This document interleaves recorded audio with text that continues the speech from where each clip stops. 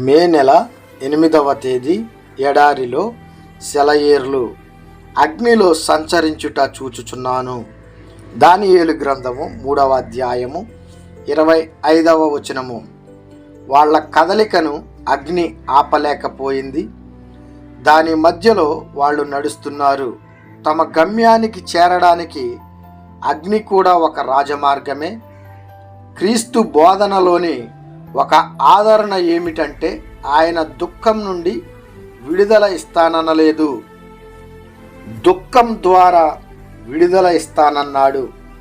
నా దేవ, చీకట్లో అలుముకున్నప్పుడు నేను కేవలం ఓ సొరంగంలో మాత్రమే ఉన్నాను అని నాకు జ్ఞాపకం చెయ్యి. కొంతకాలానికి అంతా చక్కబడుతుందని తెలియడమే నాకు చాలు. నేను ఒలీవ కొండ శిఖరం మీద నిలబడాలట, పునరుత్థానపు మహిమలో పాలు పొందాలంట. కానీ ప్రియ తండ్రి, ఆ శిఖరానికి నేను ఎక్కి వెళ్ళడానికి కల్వరి దారి కావాలి. ఈ లోకంలోని కష్టాల నీడలు నీ పరలోకపు ఇంటి దారిలోని చెట్ల నీడలే కదా తండ్రి. నీ ఇల్లు కొండ మీద ఉంది. కష్టపడి నేను ఆ కొండపైకి ఎగబ్రాకక తప్పదు.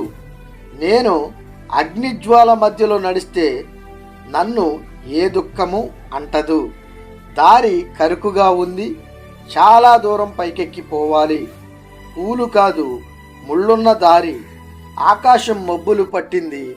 ఆ మసక వెనక వెలుగులో ఎవరో నా చెయ్యి పట్టుకున్నారు. నా దారంతా పూల బాటగా పరుచుకుంది. సిలువ భయంకరం, నా వీపు మొయ్యలేని భారం, కర్కశం, కఠినం, పాషాణం. చెయ్యూతనిచ్చేవాళ్ళు లేరు. ఒకరు మెల్లగా నా భుజం తట్టారు. నాకు తెలుసు, నేను నీకు తోడు, నేను అర్థం చేసుకోగలను. ఎందుకు బాధ, నిట్టూర్పు? సిలువ మోసే వాళ్ళలారా రండి, గమ్యం అదిగో కనిపిస్తుంది. మన కలల పంట కనుచూపు మేరలో ఉంది. మనం వేసే ప్రతి అడుగు వేద్దాం ప్రభు సన్నిధిలో.